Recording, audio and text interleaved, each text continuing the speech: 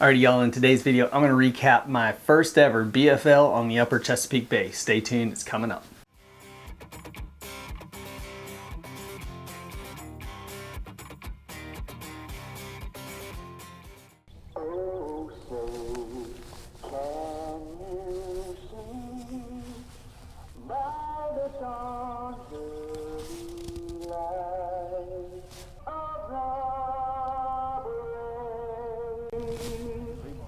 Ain't nobody taking any in this sport.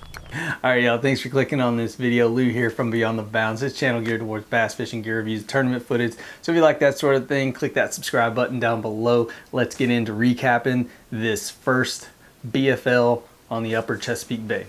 Alright guys, first tournament of the season, upper Chesapeake Bay. Got some dirty water.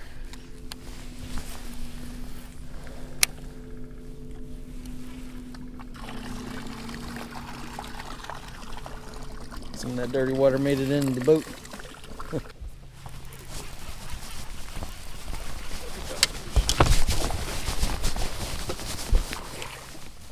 That always happens.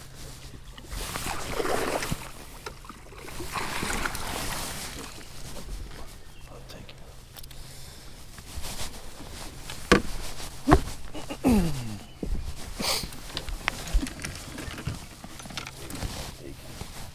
It's the first time I've ever been out on the upper bay, so you know I definitely wanted to do it in someone else's boat. I got to ride in a Sterling, and I have to say that boat was quick, guys. I mean, we were up in the 78 to 80 range on the upper bay.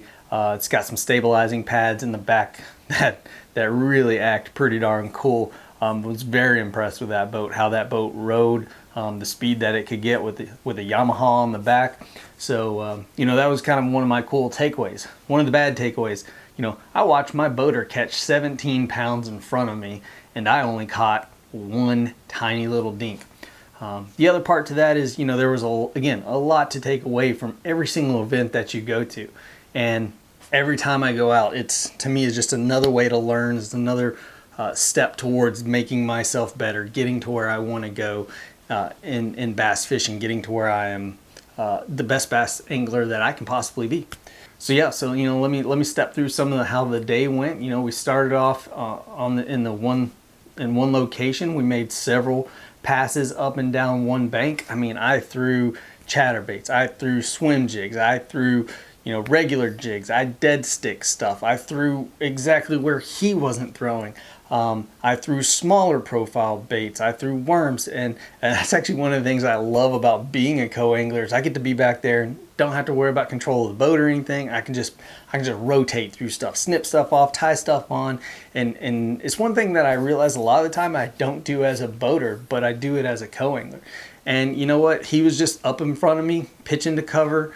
As the tide was coming up, you see, these are all the little things that I'm learning. Like the water was already on the cover at this point. More water was coming up. You know, it wasn't that we caught like just tons and tons of numbers either. It wasn't like, oh, there were 20 fish there and he caught all 20 fish there. No, there were 5 fish. Actually, no, there were 4 fish there and he caught all 4 and then upgraded. Actually, no, he caught 5. He caught all 5 and then upgraded later in the day off of one dockfish, and bam, 17 pounds. Oh, that's right back here.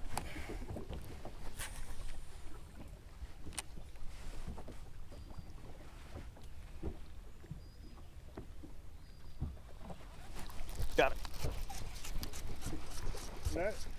Yes, please. Maybe I could put. Hopefully it keeps. Once I realized where we were at, I dropped and threw back down. Appreciate you letting me have it. Ooh, I caught one, everybody, I can do it. Threw right back in there where he hammered me a while ago.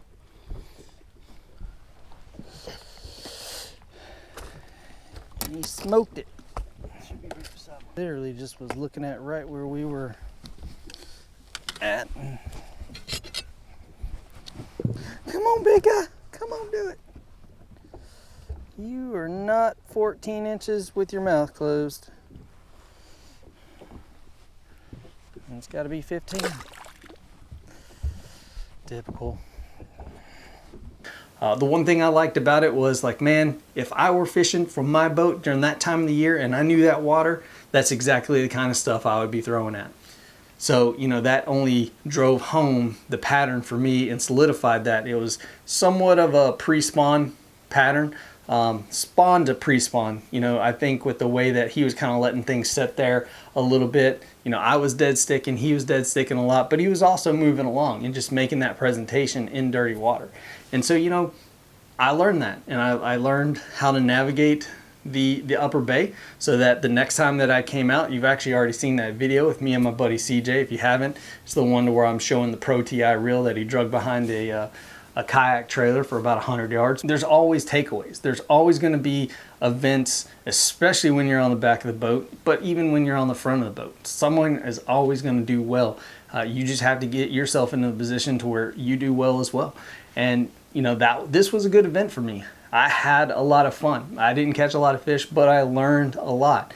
And every time I go out, I'm learning a little bit more. I'm picking up a little bit more. And that's why I'm doing co-angling in this season and future seasons. I'll also do, you know, boat tournaments here to where I, you know, throw my money in the ring just to go out there and participate for the fun of it, because every one of these events I'm still learning stuff, I'm still practicing stuff, and you know, I'm living kind of that best of both worlds. I can do the co-angling stuff when I want to, and then I can do the boat stuff when I want to, and then, you know, bring all that information together someday and hopefully, you know, start cashing checks one of these days. So, you know, that's just kind of my recap of the upper bay during a kind of a pre-spawn spawn kind of time. If you haven't seen someone break apart a post-spawn pattern, me and my buddy CJ go after this tournament to about 2 to 3 weeks after this tournament, and you know, this first time running my boat up there. So if you haven't ever seen anyone put together a good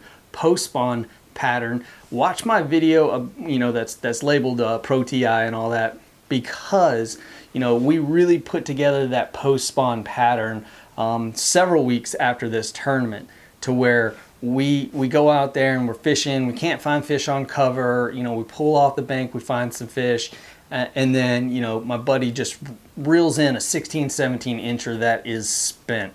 And after that, you know, he changes his approach, and I keep throwing kind of moving baits, and he changes his approach and starts landing bigger and better quality fish than I am up at the front. So, you know, watch that video and watch how, you know, we work our way through and find a pattern that's a post-spawn pattern that lands us a very good bag, probably in the upper teens of a bag as a boat.